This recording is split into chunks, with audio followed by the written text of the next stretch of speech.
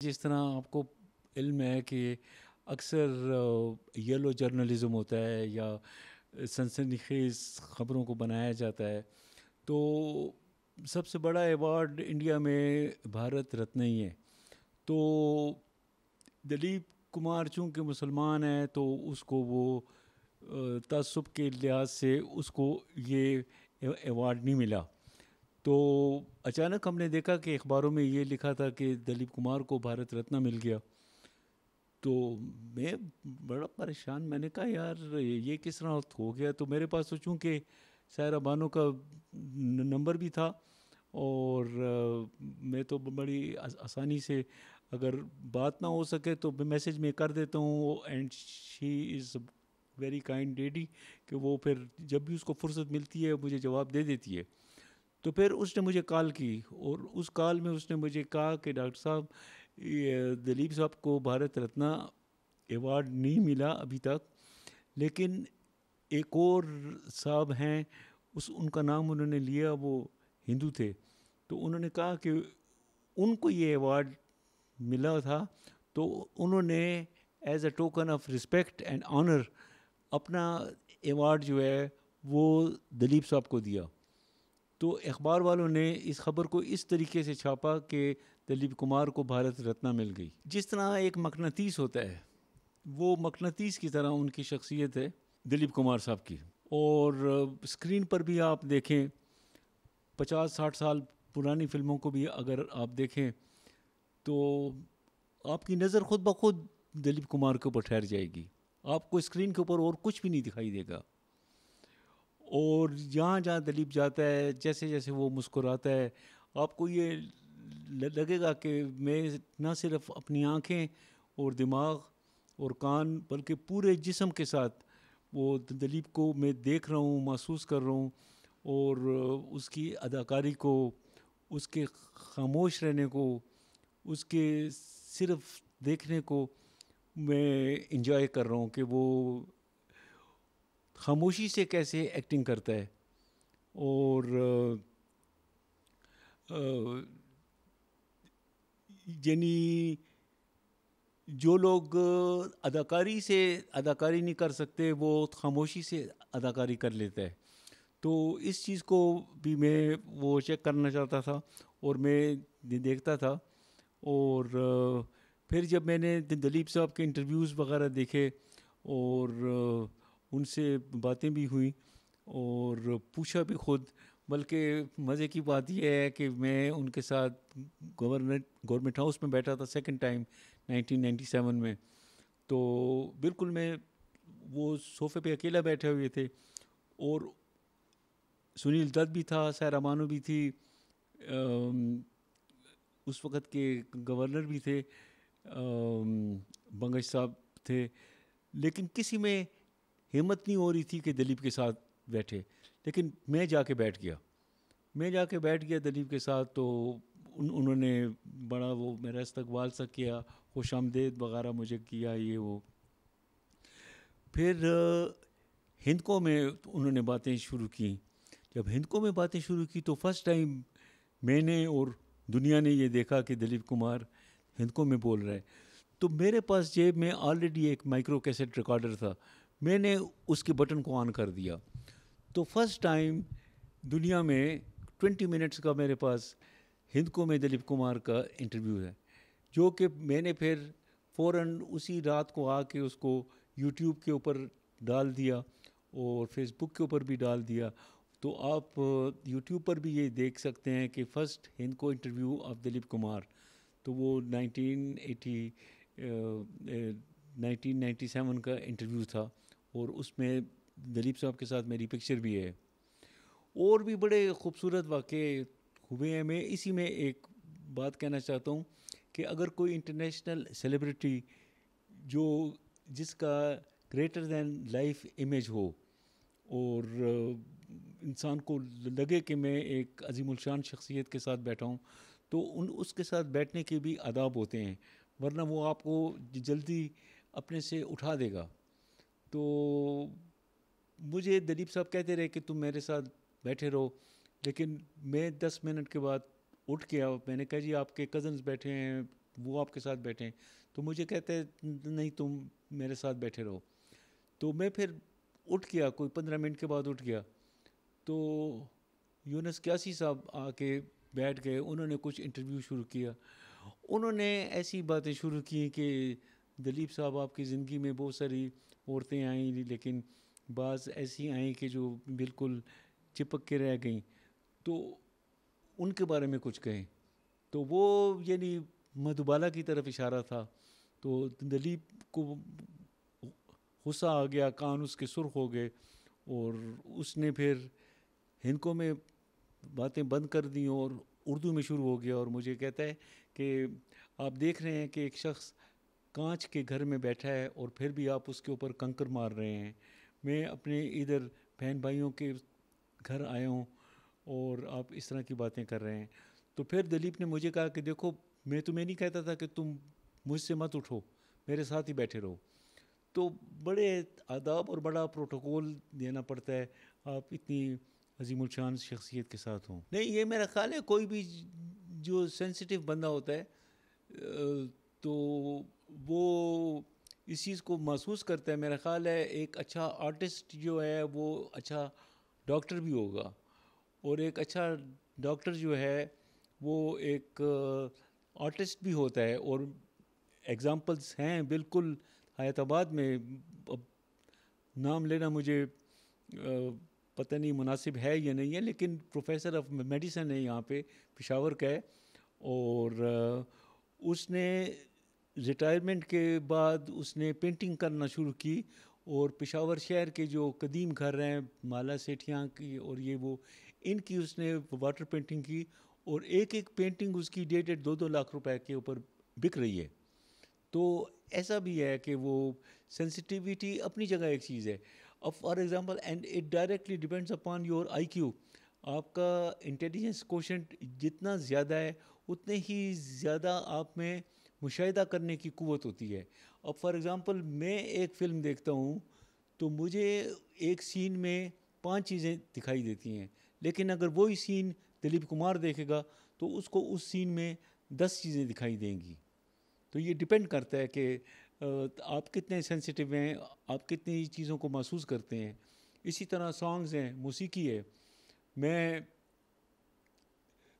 گانا سن لیتا ہوں, لیکن اگر میرے ساتھ کوئی اور شخص بیٹھا ہے جس کو کہ موسیقی کا زیادہ علم ہے تو وہ باقاعدہ اس گانے والے نے اگر کوئی غلطی کی ہے کسی راگ میں یا کسی آلاپ میں تو وہ اس کو بھی پکڑ لے گا. تو یہ چیز ہے. اور یہ تو روح کی ریفائنمنٹ ہوتی ہے کہ آپ کی روح کتنی ریفائنڈ ہے, اور ایکسپوجر کی بھی بات ہے. آپ اچھے لوگوں میں بیٹھے اٹھیں تو مسلسل آپ کا مائنڈ جو ہے پالشڈ ہوتا رہتا ہے اور آپ میں مشاہدے کی قوت بڑھتی رہتی ہے. اسی طریقے سے گریس اور ایلیگنس جو ہے وہ کہتے ہیں کہ it is the inner psychic balance which is expressed as outward grace. آپ کا دماغ کا جو اندرونی سائیکی ہے اگر اس میں ایک توازن ہے تو آپ کا اٹھنا بیٹھنا بولنا یہ سارا گریسفل ہوگا. لیکن اگر آپ کے دماغ میں کنفیوژن ہے تو آپ کی جو باتیں ہیں ان میں بھی کوئی ہارمونی نہیں ہوگی, آپ کے چلنے میں بھی ایلیگنس گریس ڈگنیٹی نہیں ہوگی, اور بولنے میں بھی نہیں ہوگی. تو it is the inner psychic balance. آپ کے اندرونی دماغ میں اگر ایک توازن ہے تو آپ کے چہرے کے تاثرات بھی خوبصورت ہوں گے, اور ان میں ایک وہ ہوگی ہارمنی سی ہوگی, ایک توازن ہوگا. اور اگر آپ دماغ سے کنفیوز ہیں تو وہ ولیم شیکسپیئر والی بات ہے کہ face is the index of mind. چہرے سے ہی پتہ چل جاتا ہے کہ بندہ کنفیوز ہے. ہاں بالکل, وہ تو بہت زیادہ ہوتا ہے, کیونکہ جس طرح آج آپ نے وہ ایکٹنگ اور پروفیسوریل شپ کی بات کی, تو وہ تو مجھے وہ بالکل فیلنگ اس لیے ہوتی ہے کہ بعد میں نے دیکھا، خود یہ مشاہدہ کیا کہ جدھر میں جاؤں تو لوگ مجھے ہی بلا لیتے ہیں. جس طرح انڈیا میں چنئی میں کانفرنس تھی پیس اینڈ ڈیموکریسی کی، تو وہاں پہ بڑے بڑے لوگ تھے، ان کی لوک سبھا کی ممبر تھی نرملا دیش پانڈے، اور جنرل اوبرائے تھا، ایڈمرل رام داس تھا، اور ہمارا لیفٹیننٹ جنرل نصیر اختر تھا. تو وہ ورک شاپ جب کنکلوڈ ہوئی تو پریزنٹیشن کی باری آئی تو انہوں نے مجھے ہی کہا کہ پروفیسر صاحب سے اچھا کون پریزنٹ کر سکتا ہے. تو میرے ہی انڈین ایکسپریس میں انٹرویوز بھی چھپے، اور مجھے دلائی لامہ سے ملایا گیا، اور دلائی لامہ جو کہ 1 بلین بدھسٹ کا اسپرچول لیڈر ہے، وہاں پہ بھی آئس بریکنگ میں نے ہی کی. میں نے کہا کہ جس طرح ہمارے 1,24,000 پیغمبر ہیں، سب کے نام قرآن شریف میں نہیں آئے ہیں، لیکن سنا یہ گیا ہے کہ گوتم بدھ بھی شاید ہمارے پیغمبروں میں سے ایک پیغمبر تھا. تو وہ مطلب ہے دوسرے کو ایک سٹارٹر دینا ہوتا ہے، ایک وہ اس کے کک دینی ہوتی ہے. تو وہ 2 گھنٹے میرے ساتھ باتیں کرتا رہا ادھر. تو یہ اپنے آپ کو ڈسکور کرنا ہوتا ہے. خوش قسمت آدمی وہ ہوتا ہے کہ زندگی میں جلد از جلد ڈسکورڈ ہو جائے. جس طرح چائلڈ سٹارز ہیں، چاہے وہ سپورٹس میں ہیں، چاہے وہ میوزک میں ہیں، چاہے وہ فلم میں ہیں. اب یہ کیا فائدہ کہ 60 سال کی عمر میں آپ کو جا کے پتہ لگے کہ you are a good speaker, اور you are a good doctor, اور you are a good singer. تو یہ تب ہوتا ہے کہ جب آپ کے گھر میں، ماحول میں، یا ملنے جلنے والے جو لوگوں میں فنکار لوگ ہوں. جس طرح دیویکا رانی نے دلیپ کمار کو اسپاٹ کر لیا تھا. دلیپ کمار تو ادھر بمبئی میں 14 سال کی عمر میں ایک فوجیوں کی کینٹین میں کام کرتا تھا، لیکن اونچا لمبا تھا، 5 فٹ 9 انچ قد تھا، سفید رنگ تھا اور سٹائل تھا. تو دیویکا رانی ادھر کچھ چیزیں ویزے فروٹ وغیرہ خریدنے آئی، تو اس نے یہ شخصیت دیکھی اور اس میں ایک سٹائل دیکھا. دیکھیں سٹائل کیا ہے؟ Style is the dress of thoughts. آپ کی تھاٹس نے اگر اچھا لباس پہنا ہوا ہے تو آپ میں ایک سٹائل آ گیا ہے. تو اگر آپ کے خیالات نے اچھا لبادہ نہیں اوڑھا ہوا تو آپ میں سٹائل نہیں آئے. یہ تقریباً 1982 کی بات ہے، اور نومبر کا مہینہ تھا، اور کوئی صبح 9 بجے کا وقت تھا. میں ایئر فورس میں تھا، میڈیکل اسکواڈرن میں بیٹھا ہوا تھا. تو جو پیشنٹ تھے 20-25 پیشنٹ تھے، وہ دیکھ کے فارغ کر کے، تو اخبار ادھر جو آتا ہے، جنگ اخبار آیا تھا، تو وہ میں نے دیکھا. تو اس میں روٹینلی، یعنی ہیبیچولی نا، وہ جسے کہتے ہیں نا جرنلسٹک ٹیررزم، یہ میں نے خود لفظ ایجاد کیا ہے. تو اس میں جناب پھر سے وہی الزبتھ ٹیلر کی تصویر اور دلیپ کمار کی تصویر، اور برے بھلے، اور یہ وہ کہ جی اس نے 9 شادیاں کر لی ہیں، اور جی یہ ڈرگ ایڈکٹ ہے، اور یہ ہے وہ ہے. تو میں نے کہا کہ اگر کر لی ہے تو کر سکتی ہے تو کی ہے نا، تم کر کے دکھاؤ. کیا تمہارا دل نہیں چاہتا کہ میں 9 شادیاں کروں؟ فار ایگزامپل، مطلب یہ ہے کہ دیکھا جائے تو اسلام میں بھی کوئی پابندی تو نہیں ہے نا. 4 شادیاں تک تو ہے، اور ہمارے پیغمبر نے تو خود حالات کو دیکھ کے، لوگوں کو دیکھ کے، بیواؤں کو، یتیموں کے ساتھ 11 تک انہوں نے شادیاں کی. تو کوئی پابندی تو نہیں ہے، آپ کر سکتے ہیں تو آپ بے شک کریں.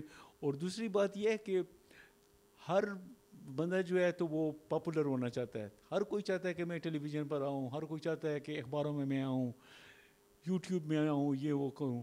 لیکن کیا کوئی آ سکتا ہے؟ تم میں کچھ کمال ہوگی تو لوگ تمہیں دیکھیں گے ہی نا.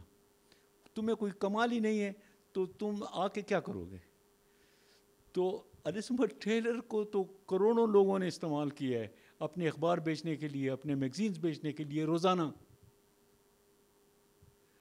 تو اس میں جو ڈیسنٹ سوبر نیوز پیپرز ہیں، جس طرح نیو یارک ٹائمز ہو گیا، یا لنڈن ٹائمز ہو گیا، گارڈین ہو گیا، یہ جو نیوز پیپر ہو گئے، تو ان کی خبریں تقریباً ٹھیک ہوتی ہیں. لیکن جو ٹیبلائٹس وغیرہ ہوتے ہیں وہ چیپ خبریں وغیرہ لکھتے ہیں، اور یہ وہ. تو چونکہ مجھے یہ اچھی لگتی تھی، تو وہ ہم لوگ پشتوں میں یہ کہتے ہیں کہ زتا واندے خوگے گواں، تو وہ میرا دل دکھتا تھا کہ یار اتنی خوبصورت بندی ہے, اتنی اچھی بندی ہے, اللہ نے اس کو اتنی پاور دی ہے کہ وہ انجوائے کر سکتی ہے, لوگ اس کو پسند کرتے ہیں یہ وہ, اور یہ دیکھو یہ لوگ جو ہے تو اس کو برا بلا کر دیں, کہتے ہیں, اس کا دل دکھاتے ہیں, کیونکہ اس کے بھی کامنٹس میں کبھی پڑھتا ہوں یہ وہ, تو وہ مجھے نہیں اچھا لگتا. اور دوسری بات یہ بھی تھی کہ لوگوں نے صرف اس کی خوبصورتی دیکھی, لوگوں نے اس کا مائنڈ نہیں دیکھا, اس کا انٹلیکٹ نہیں دیکھا, اس کی شارپنیس نہیں دیکھی. تو مجھ میں یہ صلاحیت تھی کہ میں اس کے انٹلیکٹ کو بھی سمجھ سکتا تھا, سمجھ جاتا تھا میں کہ یار یہ اندر سے کتنی سینسٹیو ہے, اندر سے اس کی پرسنالٹی کتنی ڈیولپڈ ہے. تو وہ چیز مجھے اٹریکٹ کرتی تھی. وہ ایسا تھا نا کہ مطلب جو بھی اچھی چیز ہو بس وہ میری ہے, چاہے وہ نسبت ہے کہ چاہے وہ کچھ بھی ہے. تو میں تو اس کو ہمیشہ سے اپنا ہی سمجھتا تھا. گھر میں بھی جو ڈریسنگ ٹیبل ہے اس میں اس کی تصویر میں نے لگائی ہوئی ہے. ایف ایس سی میں آنا کہ میں میڈیکل کالج کے لیے پڑھنا چاہیے, لیکن میں اس کی فلم کلوپیٹرا میں نے 3-4 دفعہ دیکھ لی, جو اس زمانے میں کوئی 4-4.5 گھنٹے کی فلم تھی کمپلیٹ. تو بس وہ مجھے اچھی لگتی تھی. وہ مجھے اس طرح لگتا تھا کہ اللہ تعالیٰ نے جو مطلب دیکھیں, وہ انگریزی میں کہتے ہیں an ideal is the personification of your own ideas. An ideal is the personification of your own ideas. میرے ذہن میں جو خوبصورتی کا کانسیپٹ ہے وہ یہ بندی تھی. تو میں کیا کروں, ہر بندے کا کانسیپٹ مختلف ہوتا ہے. میرا کانسیپٹ خوبصورتی کا یہ ہے, تو یہ اللہ نے یہ بنا دی ہے. اب اس کا خیال رکھنا, اب اس کے ساتھ پیار کرنا, اس کے ساتھ خط و کتابت کرنا, اس کے گھر جانا, یہ تو میرا کام ہے.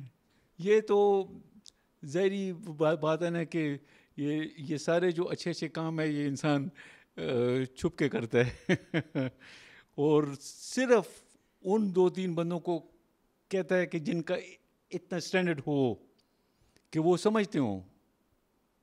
وہ انسان کو خود ہی پتہ چل جاتا ہے. آپ ایک 4-5 لوگوں سے بات کریں نا تو آپ کو پتہ چل جاتا ہے کہ اس کا انٹلیکٹ لیول کتنا ہے, اس کا ایستھیٹک سینس کتنا ہے, اور اس کا ایکسپوجر کتنا ہے, اس کا ہورائزن کتنا ہے, اور آپ پھر اس کے مطابق چلتے ہیں کہ اس کو کس حد تک اپنے بارے میں بتانا ہے. نیا طریقہ یہ ہونا چاہیے کہ جو کنونشنل ڈسٹینس ہوتا تھا ٹیچر اور اسٹوڈنٹ کے درمیان, کہ جس سے وہ ایک سائیکلوجیکل بیریئر محسوس کرتے تھے اور ان کے اندر ایک انجانا سا خوف ہوتا تھا, وہ چیز نہیں ہونی چاہیے. مطلب ہے کہ پہلے ہی لیکچر میں پروفیسر جو ہے وہ اسٹوڈنٹ کو یہ امپریشن دے دے کہ میں یہاں پہ تمہاری ہیلپ کرنے آیا ہوں, تمہاری کنفیوژن دور کرنے آیا ہوں, چاہے وہ کتابی ہے یا چاہے گھریلو ہے یا چاہے کچھ بھی ہے. I am here to support you, to take care of you. وہ اس میں یہی کور کرتے ہیں نا کہ کوشش یہ ہونی چاہیے کہ اسٹوڈنٹ جو ہے تو وہ ہمیں اپنے ایج گروپ کا سمجھے. فار ایگزامپل مطلب میرا ایٹیچیوڈ ہی ایسا ہو کہ یار اب میری بھی یہی ایج ہے, میں اس کی جگہ کرسی کے اوپر بیٹھا ہوں, میں بھی 17-18 سال کا ہوں, اور میرے دل میں بھی خوف ہے, میرے دل میں بھی کوئی سوال ہے.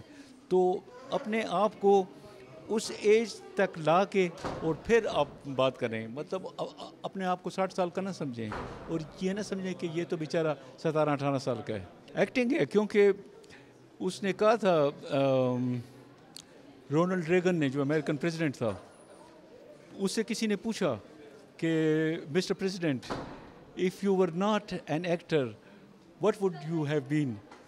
And he said that if I was not an actor, I would have been a professor. So to profess something is acting itself.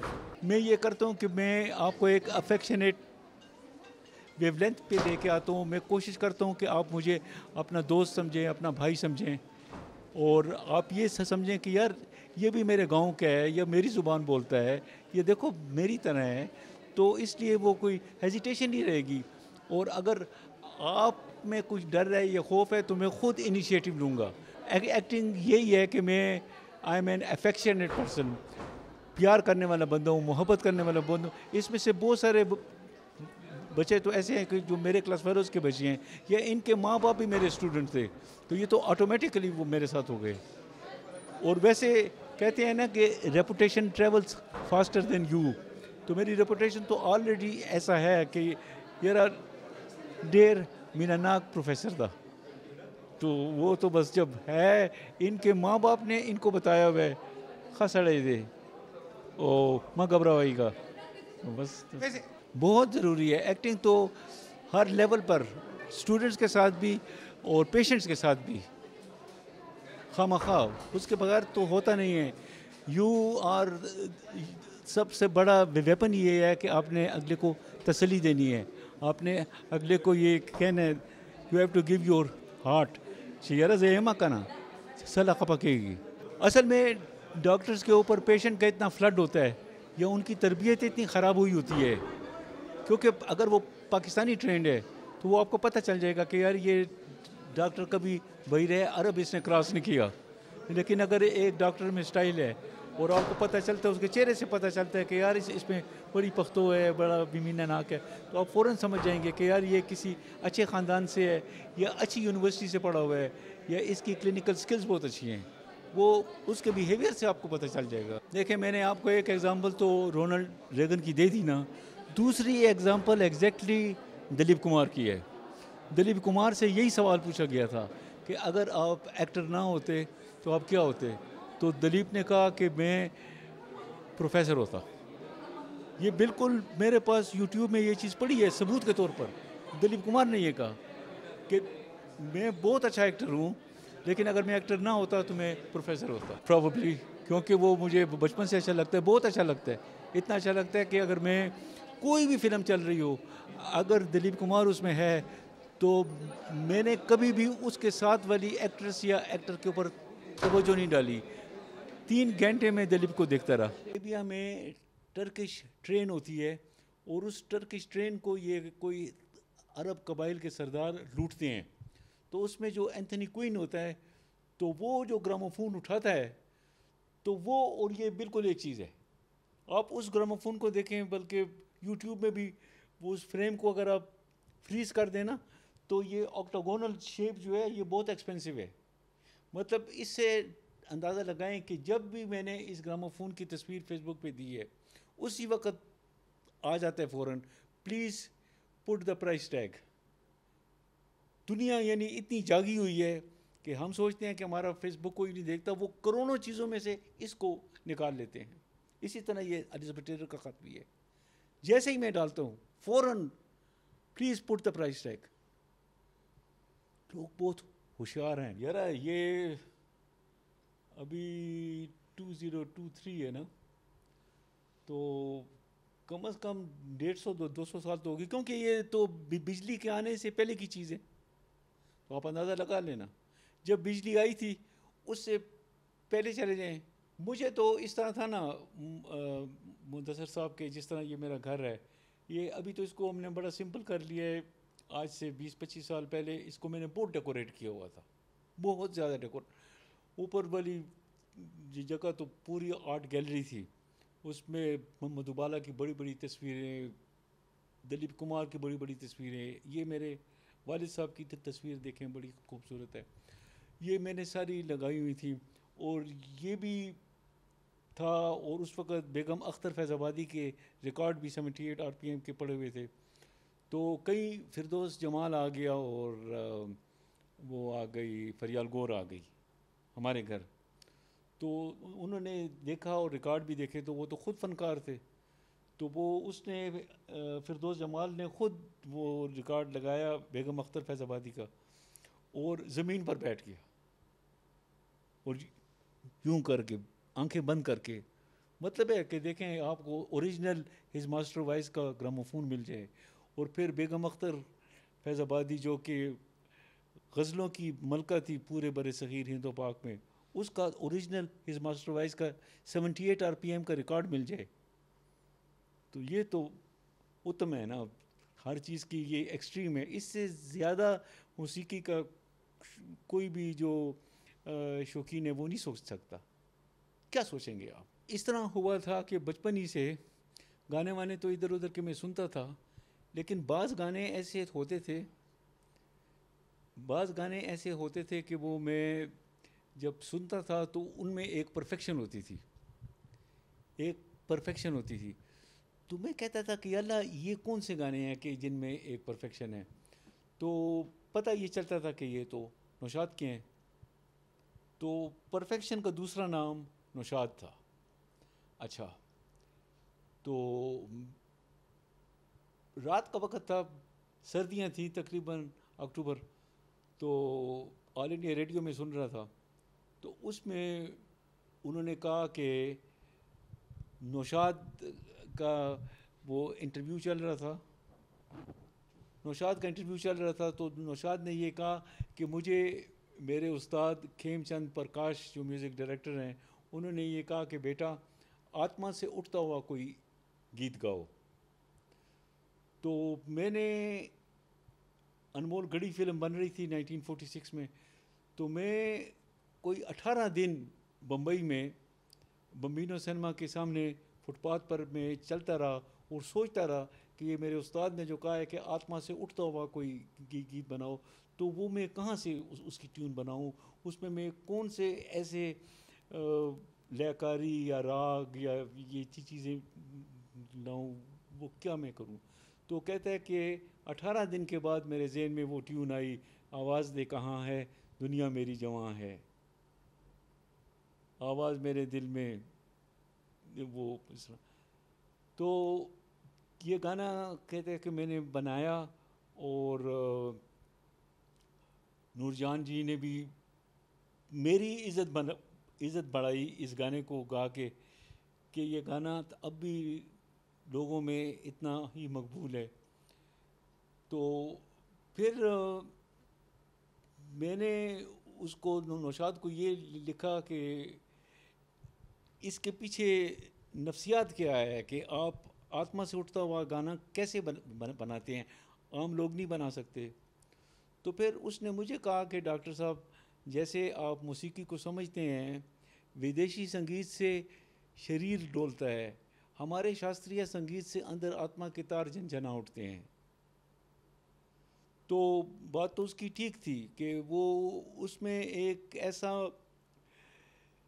انسانی روح میں جو ایک ردم ہے, تو نوشاد جو راگ استعمال کرتا ہے وہ راگ ایسے ہیں کہ وہ آپ کے روح کے اندر جو ردم ہے اس میں ریزوننس پیدا کرتا ہے. وہ ریزوننس جب پیدا ہوتی ہے تو آپ کے اندر وہ خوشی کے جو ہارمونز ہیں وہ جاگ جاتے ہیں اور آپ کا دل خوش ہو جاتا ہے. میں نے اس کو سوال ہی پوچھا تھا, نوشاد کو میں نے سوال ہی پوچھا تھا, اور پھر میں نے اس کو یہ بھی کہا, میں نے کہا کہ جی چونکہ پرانی بات تھی, میرے پاس صرف ایک ویڈیو کیسٹ دبئی سے آئی تھی جس میں کہ نوشاد کا انٹرویو تھا کافی تفصیل سے.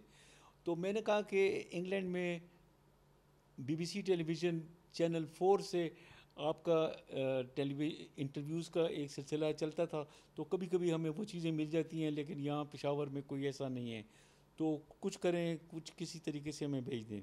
تو اس کے بعد میں نے دیکھا کہ جیسے جیسے VCR نے ترقی کی, ویڈیو کیسٹ نے ترقی کی, نوشاد کے پھر بہت سارے ہمیں انٹرویوز مل گئے, بہت سارے, کیونکہ اس نے دیکھا کہ ہندوستان تو بر صغیر ہے, اور پھر وہ بمبئی میں بیٹھا ہوا ہے, سومناتھ کے پاس, سومناتھ کے مندر کے پاس کہیں بیٹھا ہوا ہے نوشاد, اور یہ خیبر کی پہاڑیوں میں جہاں جس کے پار پھر افغانستان شروع ہوتا ہے, تو وہاں سے یہ مجھے پسند کرتا ہے ایک لڑکا, اور اتنی اس کی سمجھ ہے تو اور کتنے لوگوں کو میں پسند ہوں گا. تو اس نے پھر اپنے پیار سے, مٹھاس سے مجھے بڑا خوبصورت خط لکھا, اور اس کا اسٹائل ہی اگر آپ پڑھیں تو یہ لکھا ہے, جناب راشد اقبال صاحب السلام علیکم, آپ کا محبت سے بھرا خط ملا, پڑھ کر خوشی مسرت ہوئی, خداوند کریم آپ کو سلامت رکھے. اپنے ویڈیو کیسٹ جو میرے اوپر یعنی میری زندگی بنائی گئی ہیں اس کی فرمائش کی ہے اس کے بارے میں یہ عرض کرنا ہے کہ یہاں کئی فلمیں ایسی یعنی میری زندگی پر ڈاکومنٹری فلم بنائی گئی ہیں دوردرشن نے گورنمنٹ کی طرف سے، جو کہ وہ دوردرشن کے پاس ہی ہیں. میری مشکل ہے ان کو حاصل کرنا، اس لیے معافی کا خواستگار ہوں. چینل 4 نے جو بنائی تھی، BBC لنڈن کی طرف سے بنی تھی. بہرکیف آپ کی محبت، آپ کے خلوص کا دل سے شکریہ ادا کرتا ہوں. آپ کے اہل خاندان کی خدمت میں اور تمام دوستوں کی خدمت میں خادم نوشاد کا بہت بہت سلام عرض ہے. خدا آپ کو سب کو بخیر رکھے. آپ جیسے لوگ جو موسیقی کے قدردان ہیں ان کے لیے دلی دعائیں ہیں. آج کی موسیقی اور کل کی موسیقی میں کیا فرق ہے، وہ بس اتنا ہی عرض کروں گا. کل کی موسیقی سنی جاتی تھی، آج کی موسیقی دیکھی جاتی ہے. گزرے کل کی موسیقی ہمیشہ زندہ رہے گی کیونکہ اس میں روح شامل ہے. آج صرف شور ہے موسیقی کے نام پر، باقی آپ خود سمجھ لیں. میرا اتنا اشارہ کافی ہے. آپ کو پھر ایک سلام، فقط آپ کا خادم نوشاد علی.